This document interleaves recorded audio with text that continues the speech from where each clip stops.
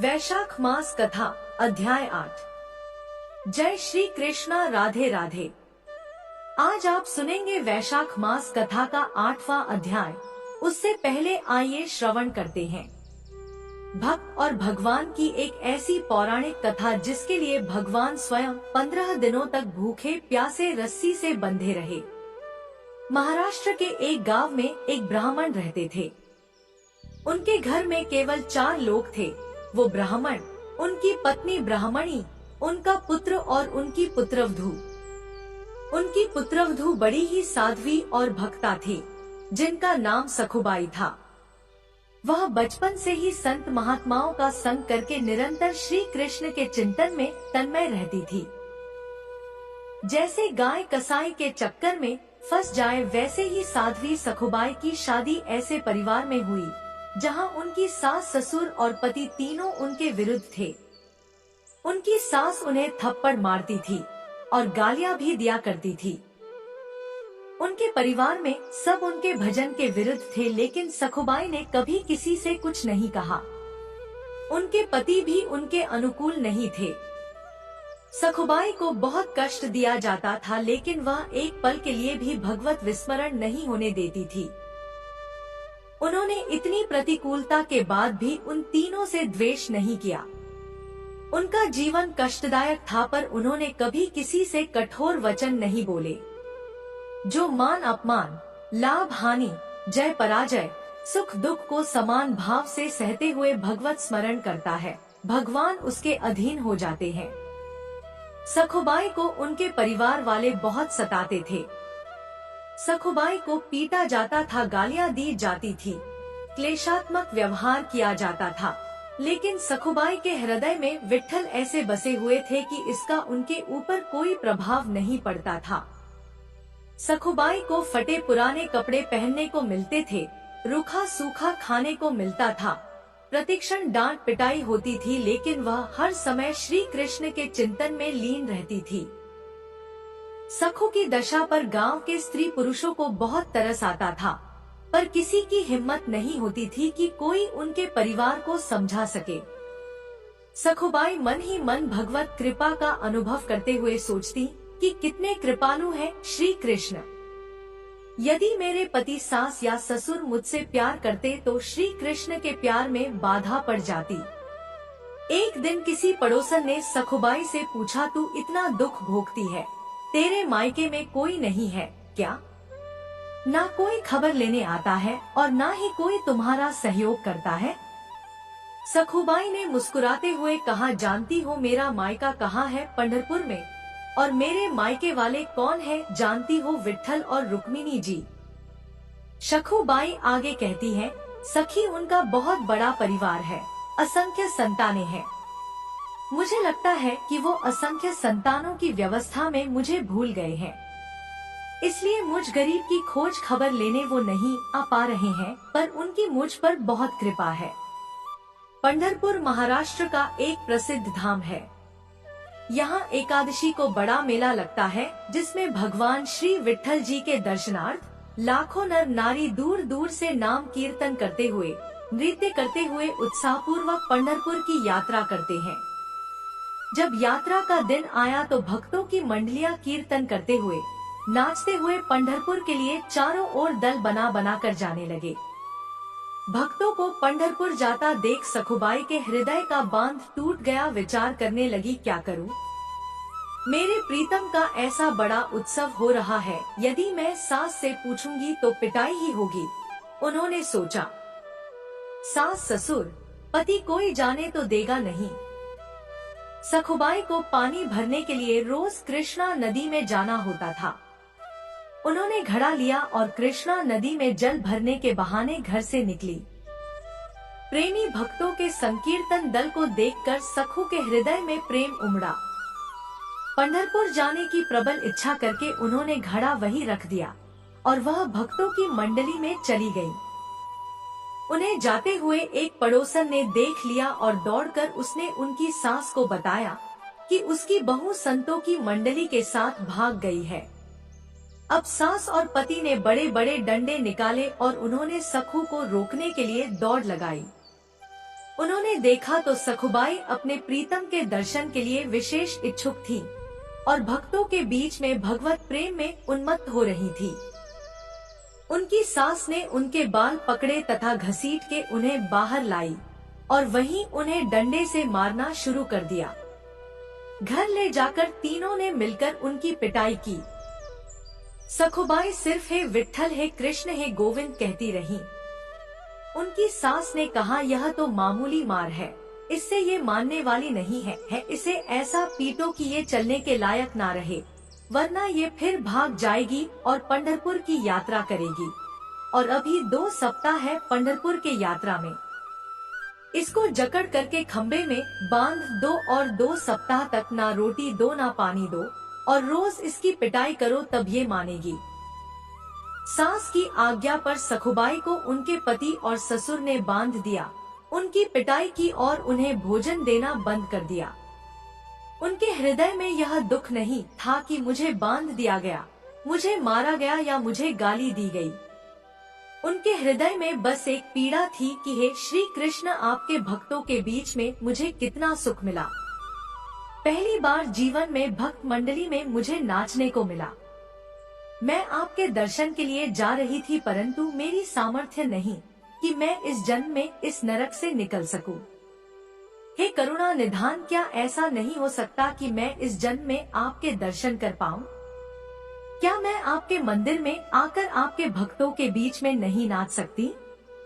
सखुबाई आंसू बहाते हुए कह रही थी कि हे कृष्ण, ऐसा कुछ उपाय करो कि मैं आपके दर्शन कर सकूं। मैं बहुत पतित हूँ, दीन हूँ, मेरी सामर्थ्य नहीं है कि मैं आप तक आ सकूं।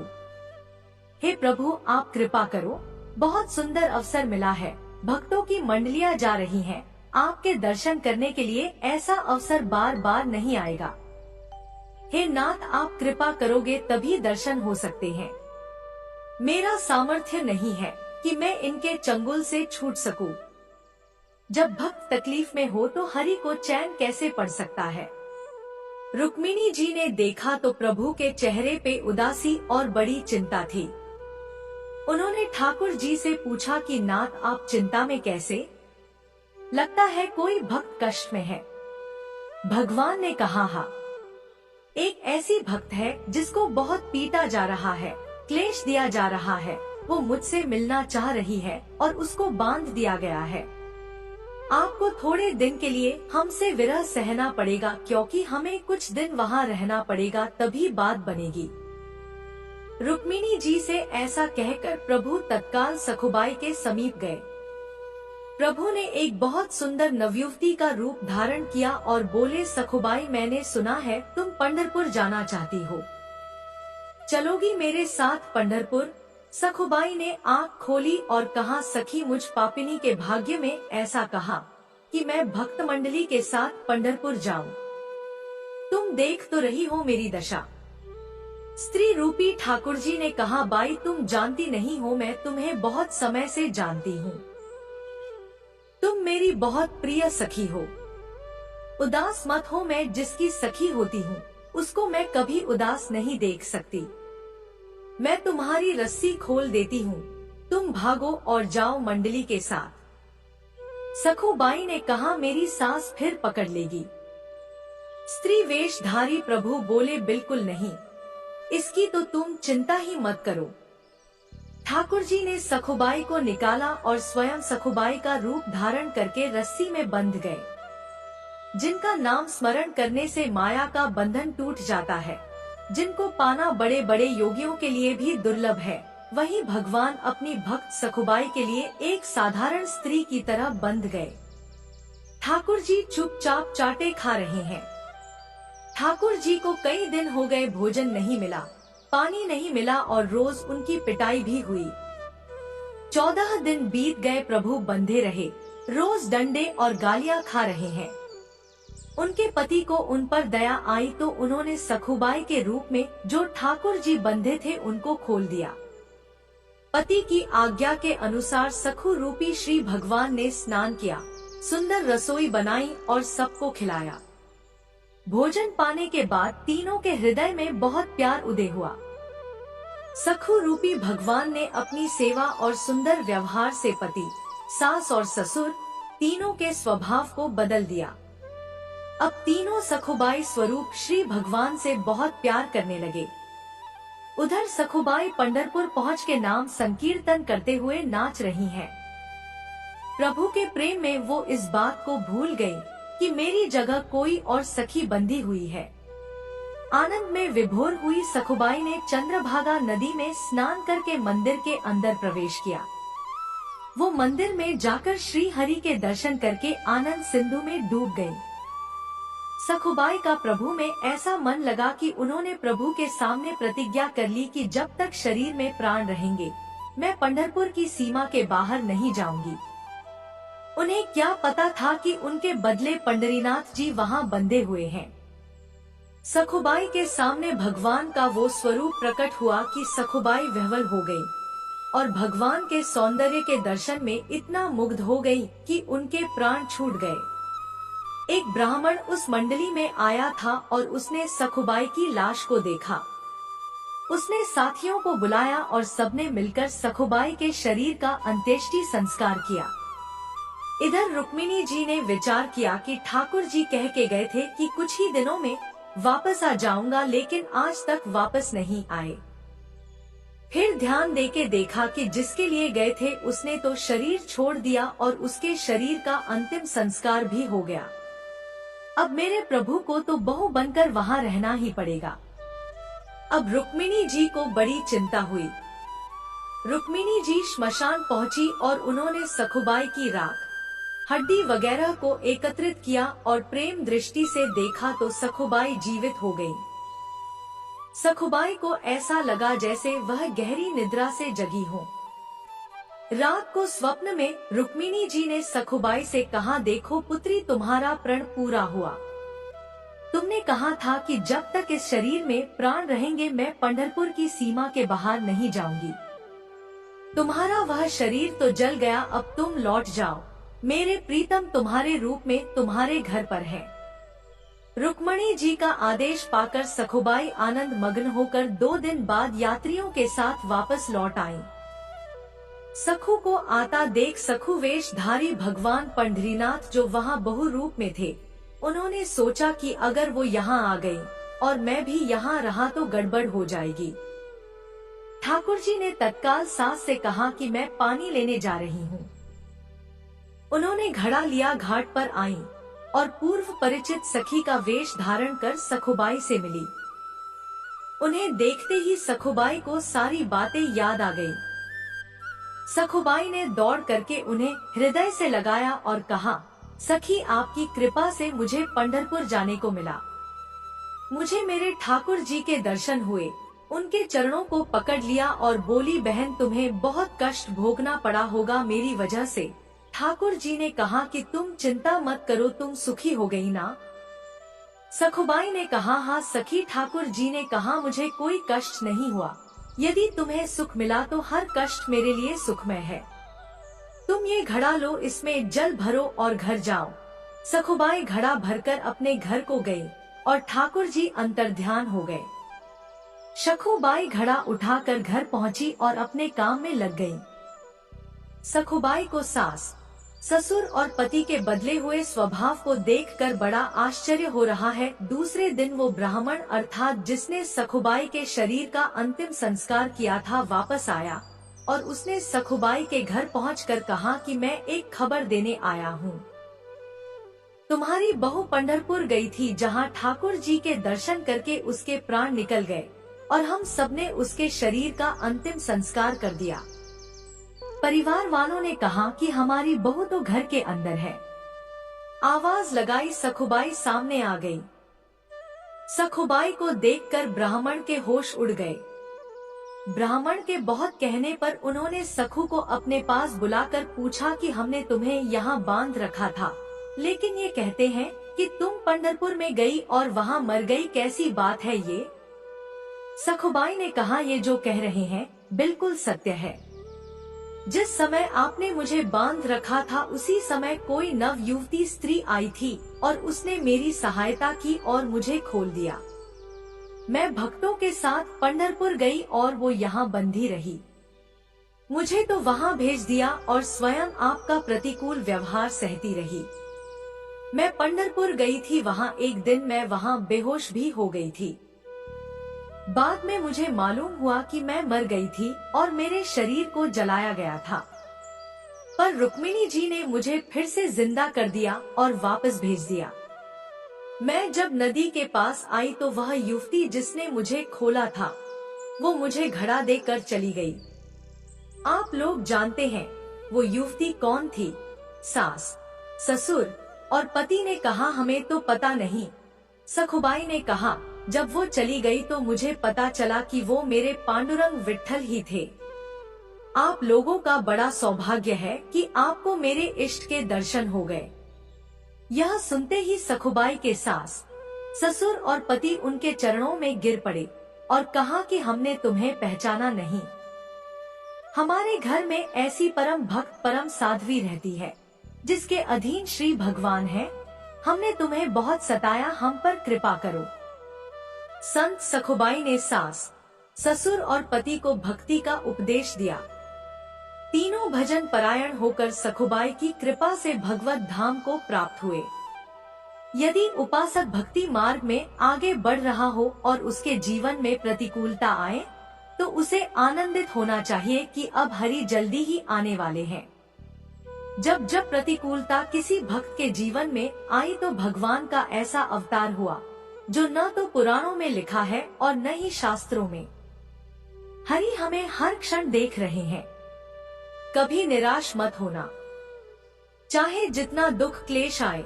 आपको दुख क्लेश देने वाले व्यक्ति को कभी क्लेश देने का विचार मत करना। आनंदित होकर सहना, तो हरि आप पर कृपा करके आएंगे और आपको हृदय से लगा लेंगे। इससे हमारा जन्म जन्म का दुख दूर हो जाएगा। जय श्री कृष्णा, राधे राधे। अब आइए श्रवण करते हैं आज का अध्याय। यमराज जी ने ब्राह्मण को कथा सुनाते हुए कहा कि हे ब्राह्मण, पूर्व काल की बात है। माहिरथ नाम से विख्यात एक राजा हुआ करते थे। उन्हें अपने पूर्व जन्म के पुण्य के फलस्वरूप प्रचुर ऐश्वर्य और सुख संपत्ति की प्राप्ति हुई थी। परंतु राजा राज्य लक्ष्मी का सारा भार मंत्री पर रखकर स्वयं विषय भोगों में आसक्त हो रहे थे। वे न तो प्रजा की ओर दृष्टि डालते थे और न धन की ओर। यहाँ तक कि राजा धर्म और अर्थ से भी धीरे धीरे विमुख हो रहे थे। उनकी वाणी और उनका मन कामिनियों की पीड़ा नहीं सहन कर सकता था। राजा के पुरोहित का नाम कश्यप था। जब राजा को विश्व में रपटे हुए बहुत दिन व्यतीत हो गए, तब पुरोहित ने मन में विचार किया, जो गुरु मोहवश राजा को अधर्म से नहीं रोकता है, वह भी उसके पाप का भागीदार बनता है। यदि समझाने पर राजा अपने पुरोहित के वचनों की अवहेलना करता है, तब पुरोहित निर्दोष हो जाता है। उस दशा में राजा ही उन सारे दोषों का भागीदार बन जाता है। ऐसा सोचकर उन्होंने राजा से धर्मानुकूल वचन कहे। गुरु कश्यप ने राजा से कहा, हे राजन, मैं तुम्हारा गुरु हूँ, अतः धर्म और अर्थ से युक्त मेरे वचनों को सुनो।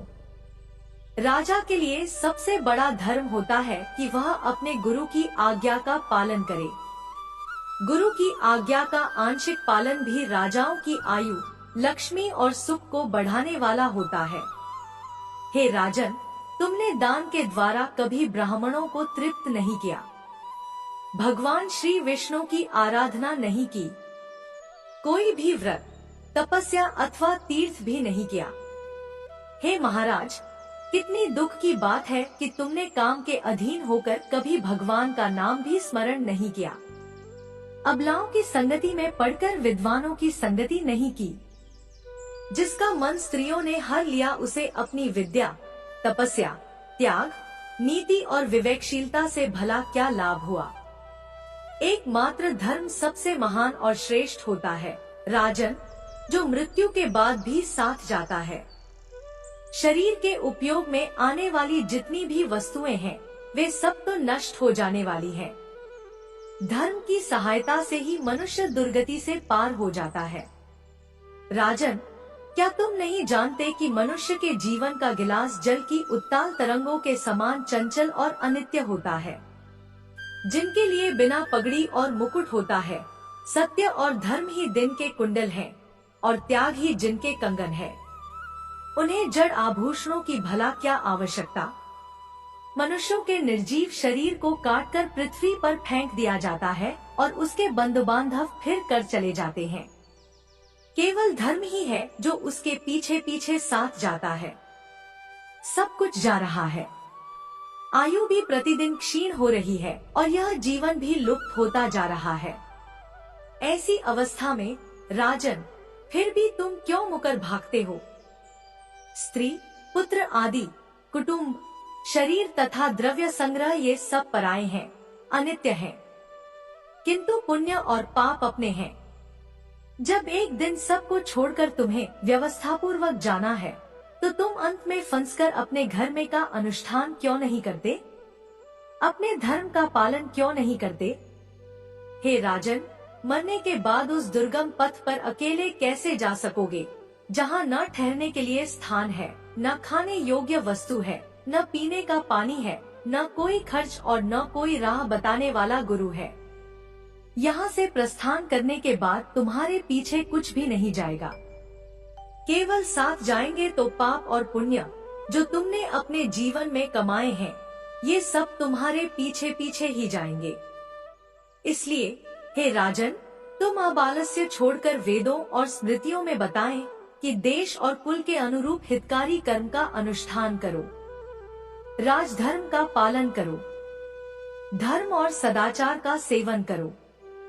अर्थ और काम भी यदि धर्म से रहित हो तो उनका भी एक क्षण में परित्याग कर देना चाहिए।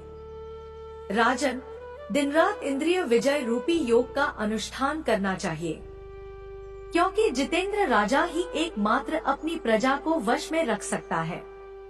लक्ष्मी अत्यंत प्रगल्भ अर्थात चतुर रमणी होती है, जो कि कटाक्ष के समान चंचल होती है। विनय और गुण धारण करने से ही वह राजाओं के पास दीर्घ काल तक ठहर पाती है। जो अत्यंत कमजोर और घमंडी होते हैं, जिनका सारा काम बिना विचारे ही होता है, उन मूर्ख राजाओं की संपत्ति उनकी आयु के साथ नष्ट हो जाती है। व्यसन और मृत्यु में व्यसन को सबसे अधिक कष्टदायक बताया गया है। व्यसन में पड़े हुए राजा की अधोगति होती है और जो व्यसन से दूर होता है वह स्वर्गलोक में जाता है। राजन, व्यसन और दुख विशेषता काम से ही उत्पन्न होते हैं, अतः सबसे पहले काम का परित्याग करो।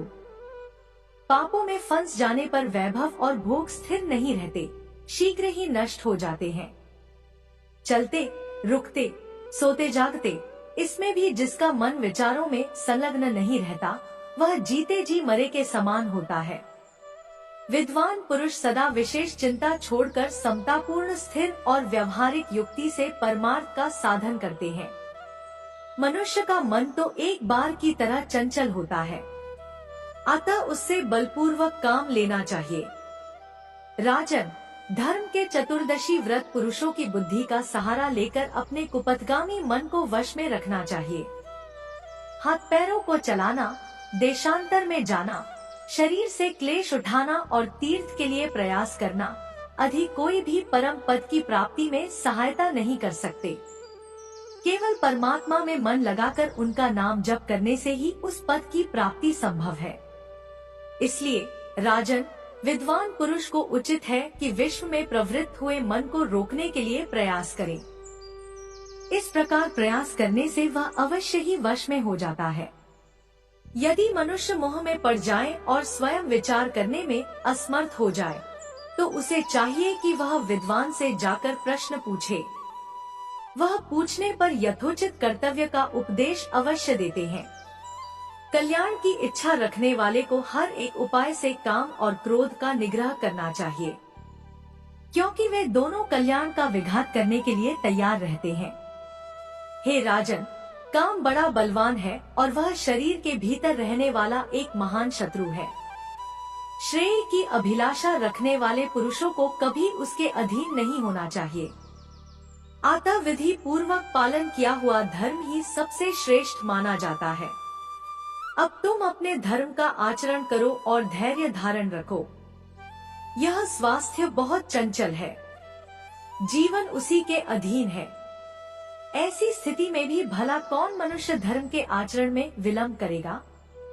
राजन, ध्यान पूर्वक क्षणों के लिए जो वृद्धावस्था को प्राप्त हो चुका है, उसका मन भी इन निश्चित विषयों की ओर से नहीं हटता।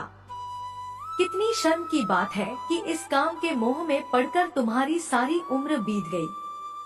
अभी तो अपने हित साधने में लगे हो। राजन, तुम्हारे लिए सर्वोत्तम हित की बात कहता हूँ, क्योंकि मैं तुम्हारा पुरोहित और तुम्हारे भले बुरे कर्मों का भागीदार हूँ। ऋषि मुनियों ने ब्रह्म हत्या, सुरापान, गुरुपत्नी मन आदि महान पाप बताए हैं। उनमें से मनुष्य द्वारा मन, वाणी और शरीर से किए हुए जो पाप हैं, उन्हें वैशाख मास समाप्त कर देता है। जैसे सूर्य अंधकार का नाश करता है, ठीक उसी प्रकार वैशाख मास पापरूपी महान अंधकार को सर्वथा नष्ट कर डालता है। इसलिए तो विधि पूर्वक व्रत का पालन करो। हे राजन, मनुष्य वैशाख मास की विधि के अनुष्ठान द्वारा होने वाले पुण्य के प्रभाव से जन्म भर के लिए घोर से घोर पापों का परित्याग करके अंत में परमधाम को प्राप्त होता है। इसलिए हे राजन, तुम भी इस वैशाख मास में प्रातः स्नान करके विधि पूर्वक भगवान मधुसूदन की पूजा करो। जिस प्रकार कूटने छांटने की क्रिया से चावल की भूसी छूट जाती है, मांजने से तांबे की कालिख दूर हो जाती है, ठीक उसी प्रकार शुभ कर्मों का अनुष्ठान करने से पुरुष के इस प्रकरण का मल भी दूर जाता है। राजा ने कहा, सौम्य स्वभाव वाले गुरुदेव, आपने मुझे वह अमृत पिलाया जिसका आविर्भाव समुद्र से नहीं हुआ है। आपका बच्चन संसार रूपी रोग का निवारण तथा दुर्व्यसनों से मुक्त करने वाला द्रव्य अभिनव है। आपने कृपा करके मुझे आज इस अमृत का पान कराया है। विप्रवर सत्पुरुषों का समागम मनुष्यों को हर्ष प्रदान करने वाला है। उनके सभी पापों का नाश करने वाला और जरा मृत्यु का अपहरण करने वाली संजीवनी बूटी के समान है। इस पृथ्वी लोक पर जो मनोरथ दुर्लभ माने गए हैं, वे साधु पुरुषों के संग से प्राप्त हो जाते हैं। जो पापों का अपहरण करने वाली सत्संग की गंगा में स्नान कर चुका हो, उसे दान, तीर्थ, सेवन, तपस्या की क्या आवश्यकता है। प्रभु, आज के पहले मेरे मन में जो सुविधायुक्त थे, वे सब केवल कामना के प्रति लोभ उत्पन्न करने वाले थे। परंतु आज आपके दर्शनों से और आपके वचन सुनने से उनमें विपरीत भाव आ गया है। मूर्ख मनुष्य जन्म के सुख के लिए हजारों जन्मों का दुख भोगता है और विद्वान पुरुष एक बार के प्रयास से ही अपने हजारों जन्म बना लेते हैं। यह सत्य है कि मैंने अपने मन को सदा कामरस के उत्पादन में ही फंसा रखने के कारण कभी कुछ भी कल्याण का कार्य नहीं किया। मेरे मन ने इस स्त्रियों के फेर में पड़कर अपनी आत्मा को घोर विपत्ति में डाल दिया है, जिसका भविष्य अत्यंत दुख में है और जिससे पार पाना अत्यंत कठिन है। हे भगवान, आपने स्वतः संतुष्ट होकर अपनी वाणी से आज मुझे मेरी स्थिति का बोध करा दिया। अब उपदेश देकर मेरा उद्धार करें। पूर्व जन्म में मैंने कोई पुण्य किया होगा, जिससे आपने मुझे का बोध कराया है। विशेषतः आपके चरणों की धूली से आज मैं पवित्र हो गया हूँ। वक्ताओं ने कहा, अब आप मुझे वैशाख मास की विधि भी बताइए। हरे कृष्णा। इसके आगे का वर्णन आप अगले अध्याय में सुनेंगे। अगर आज की यह वीडियो आपको पसंद आई हो, तो कमेंट बॉक्स में कृष्ण भगवान की जय जरूर लिखिएगा।